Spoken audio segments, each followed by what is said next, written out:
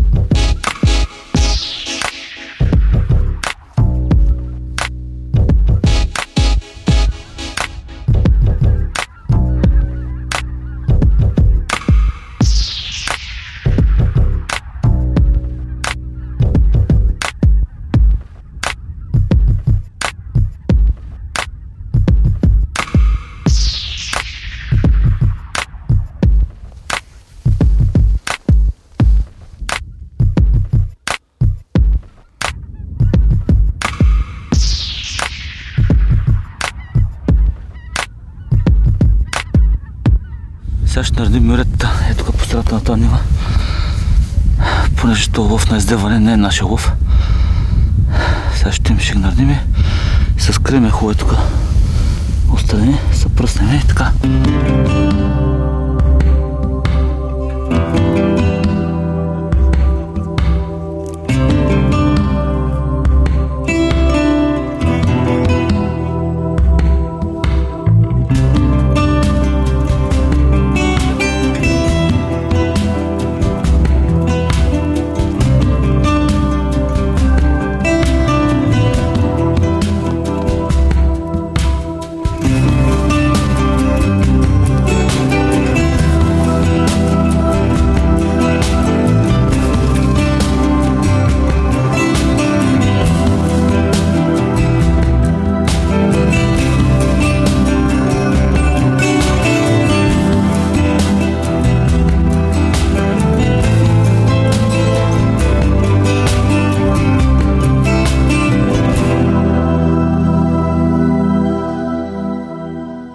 видяхме една нива, където каца гъска, обитава се от гъска и решихме сега тук да наредим мюрета. Се надяваме, че можем да наредим, защото е доста замръзнала земята.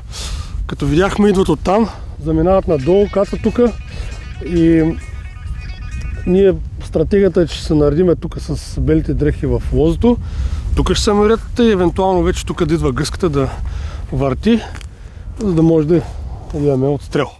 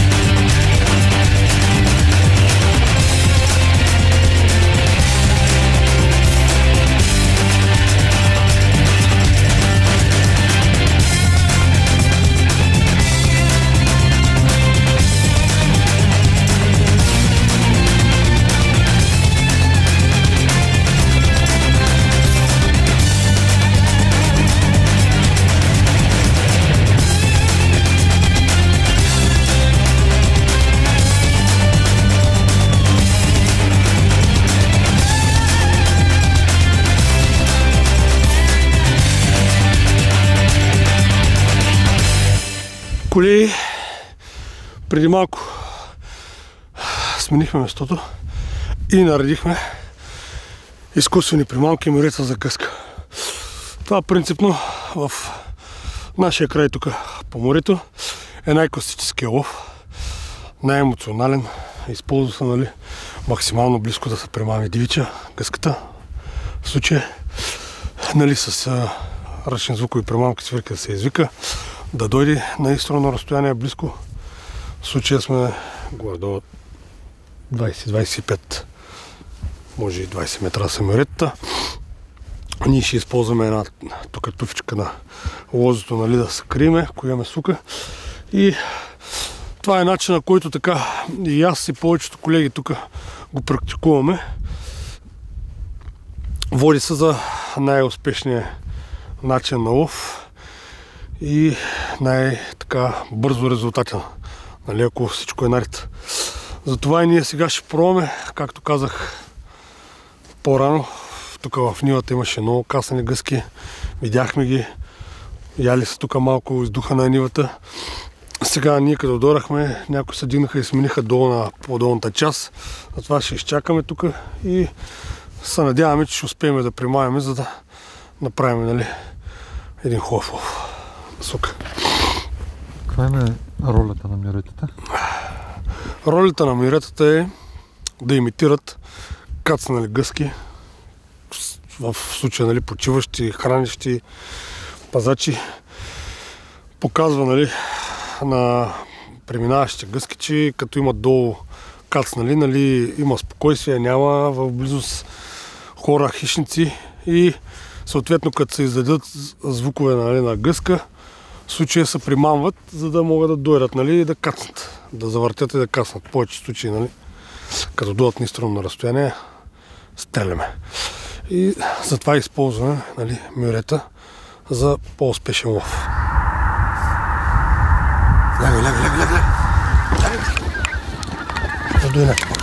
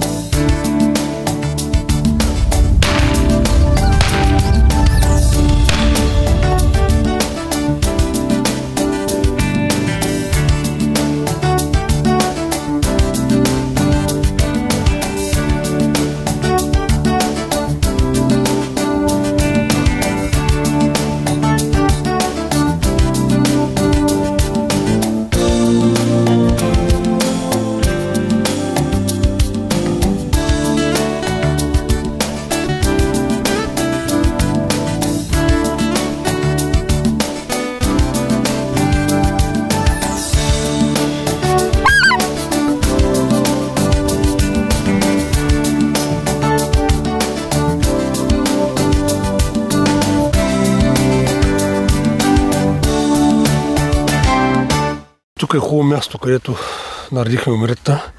Кацат и даже тръгнаха да идват. Обаче място ни е хубаво, не мога да се скрием добре. Макар и с бели дрехи, забелязах, че отдолу като идваха през лозето, навиждаха.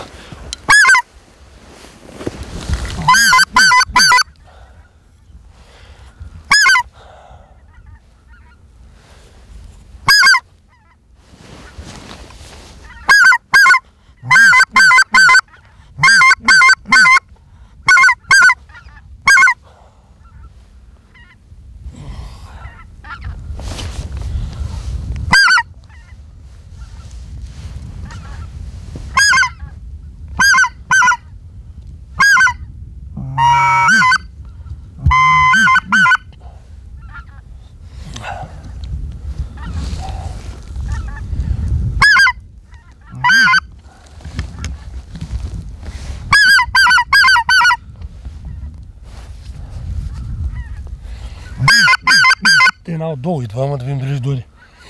Идва над меретата.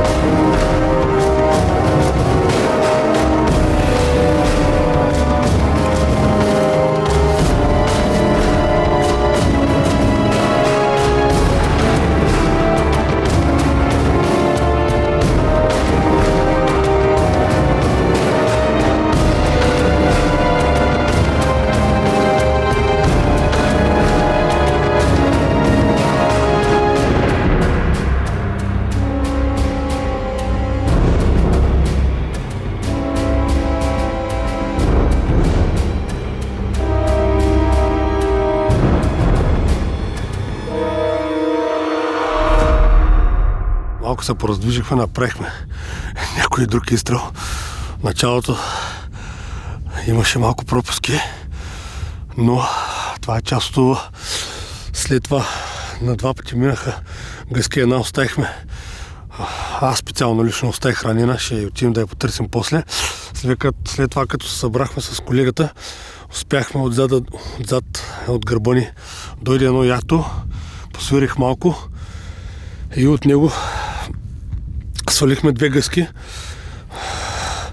След това, като отидахме да вземем едната, дойде отдолу по ниското полозата още една, посвирихме, колегата успя и ние да отстреля. Успяхме тук да вземем 3 гъски, така че колкото и да е тук труден лова, успяхме пак да се разпишем и се надяваме, че ще успеем да изпълним нормите и да имаме още сука. Продължаваме.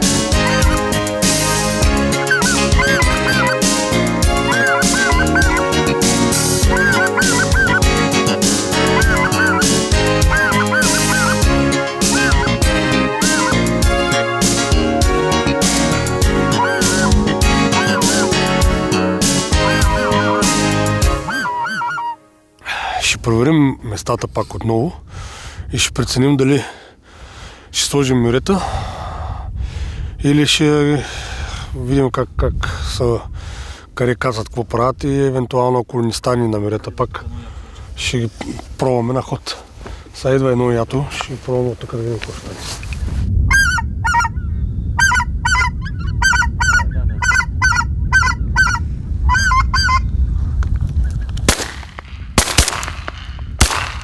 Видях, фана дистанция, ние прави... Да, ние сме скрили. Да, прави, докато си говориме движение на фана, докато взимахме тази гъска. Ама... Фърлихме им по един клем. И така ще направим. Ще ги видим на къде се движат и отиваме да ги търсим, както се казва. Когато те ни идват при нас, ние отиваме при тях.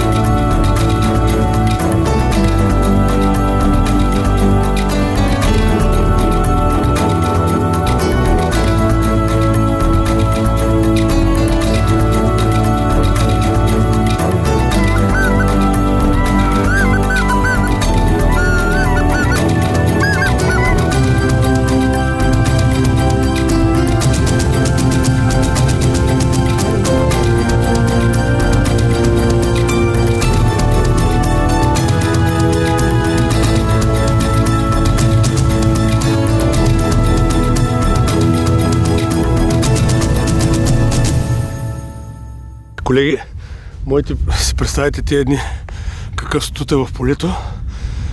Нали, айде при нас не е толкова много, минус 9 градуса. Мишките замръзват в снега. По тях няма птиче грип, ама се замръзват пиленцата и птиченцата и разните животинки малки. Така че доста е студено.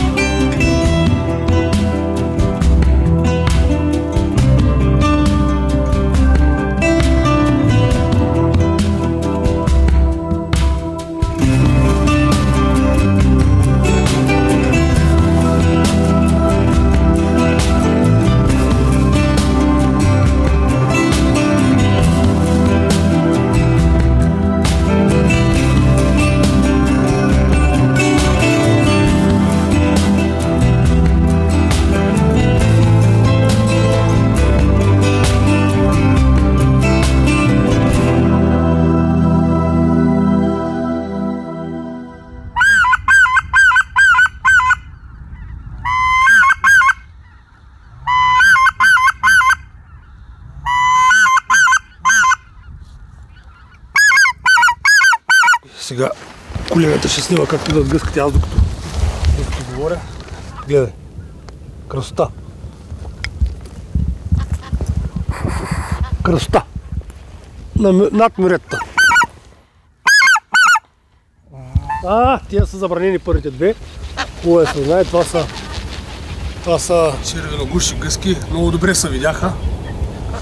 Както видяхте, дойдаха няколко гъски, дойдаха от тук, завъртяха над мюретата. Две от гъските обаче се видяха, като дойдаха тук над нас, че са червеногуши. Те са забранени и затова не стрелях. Много е важно. Всъщност гъските се познават и по оперение. Тъмни са, гушите им са тъмни, коремчета им са различни, пеят по-различно, нали, от белочевата гъска. В случая се видя, предполагаме на камерата, че гъските бяха от забранен вид и затова не беше редно да ги стреляме. Дойдаха иначе перфектно над мюретата и щяхме да имаме сука.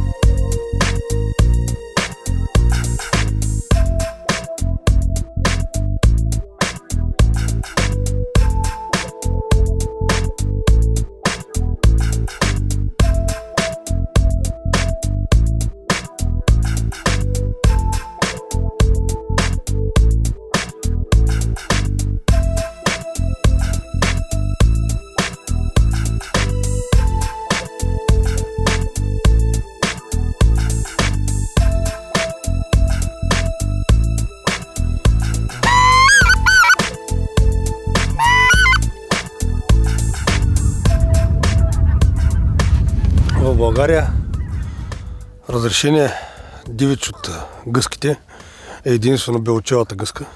За съжаление, посевната и сивата гъска също идват през зимния период, но те са забранени по незнайни причини. Има ги достатъчно. Странното е, че навсякъде около нас ги ловуват. В Русия, където мегнозовия орелол ги ловуват страшно голям период, но при нас са забранени. Една от гъските, която е и в червената книга, черногушата, тя също идва през зимния период. По-рядка е, но се среща. Тя е изключително забранена и затова тук заради тази гъска най-вече се опитват навсякъде да не забранят всички ловни територии, както го направиха в Поморие. Цялата водна площ е забранена, което не е редно. Редно е, нали, да си има забранена територия и съответно да има места, където да ловуваме, особено на тези места, които са пълни от дъждовна вода.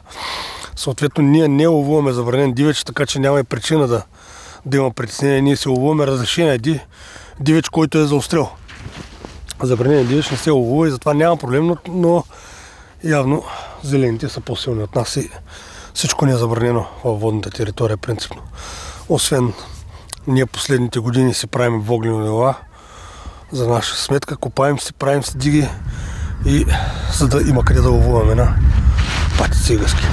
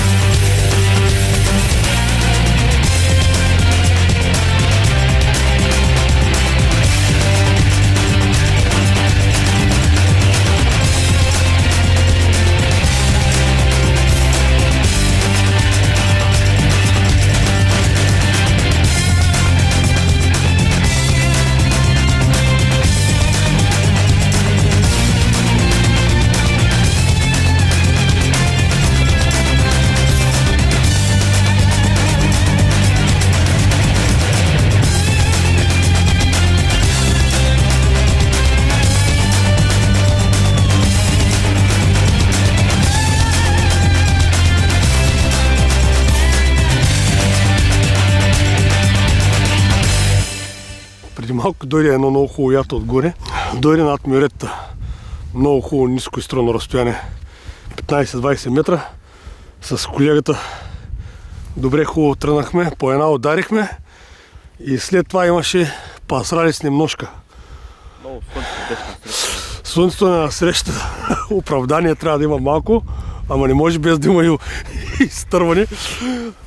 Той тук изтърва някой друг гъска, аз по една и съща стрелях, удряме, съчмите шъркат и не пада и не пада.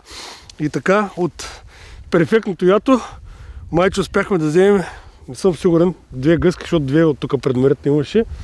Колегата каза, че една тая паднала, една долу в лозето, ама това не събори, защото не паднат ли на място, това значи, че не са били хубави изстрелите.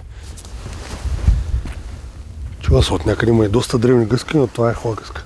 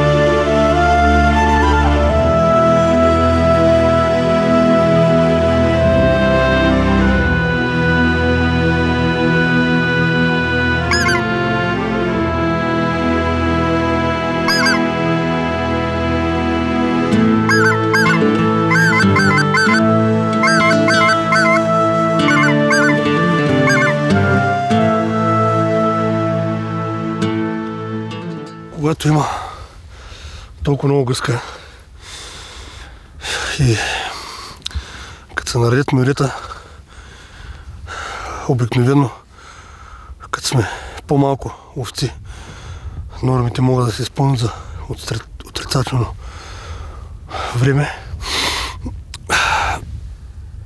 и в повечето случаи лова приключва бързо. Ние също вървим към приключване, защото ни трябва още една гъска и изпълняваме нормите.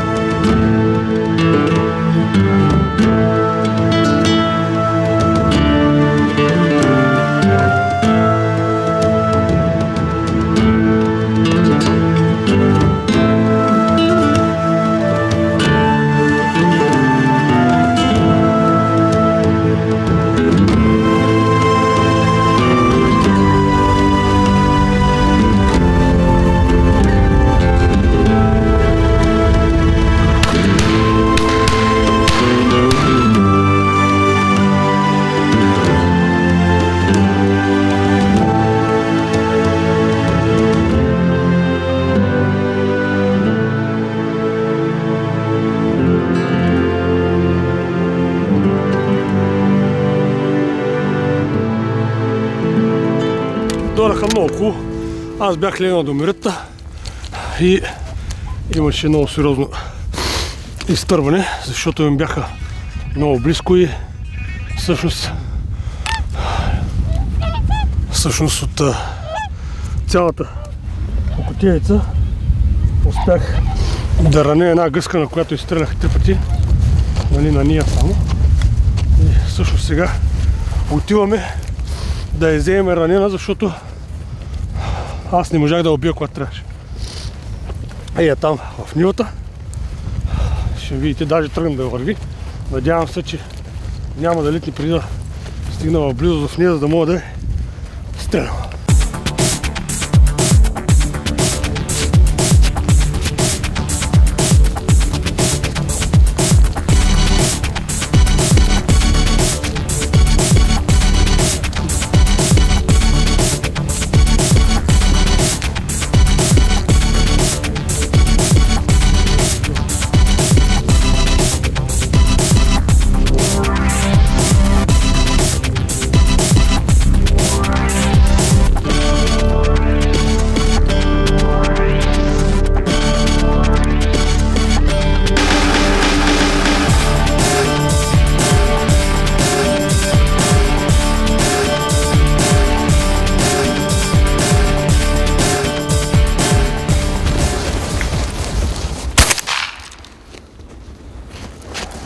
Нямаше начин.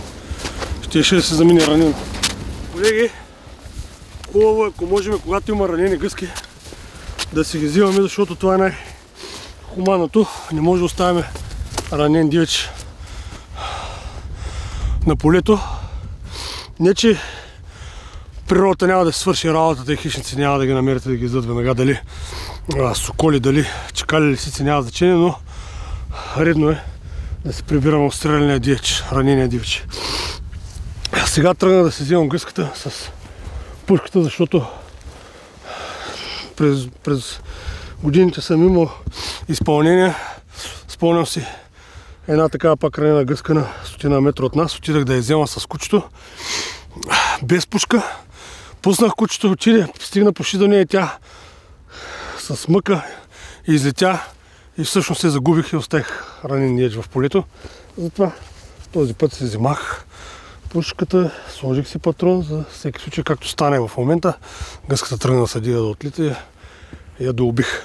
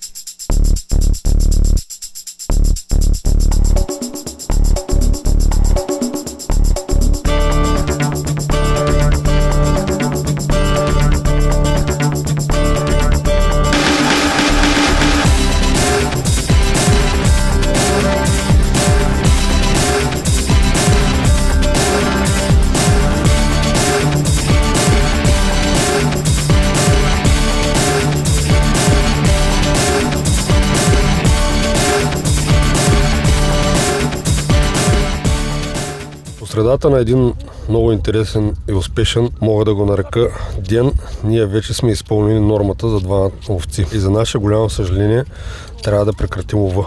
Един излет, който започнахме късно заради тежките метеорологични условия и непроходимите пътища, но с добро разузнаване и много усилия успяхме да постигнем този резултат. 6 отстреляни гъски.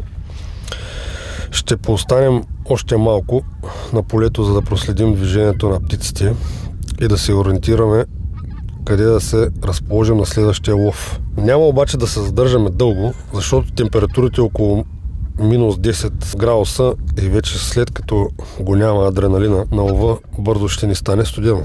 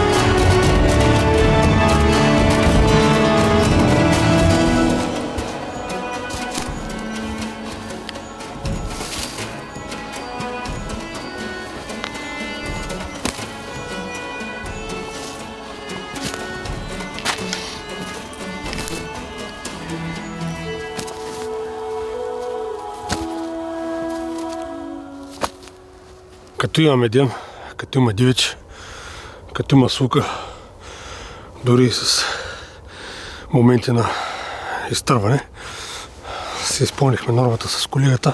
Се налага да приключим лова и затова ще се събираме и ще чакаме следващия ловен ден. Изпълнихме нормата с общо 6 гъски, по 3 на човек и ще съберем моретата и си отиваме да се прибираме на топло, да пием по едно вино на сука следващия път.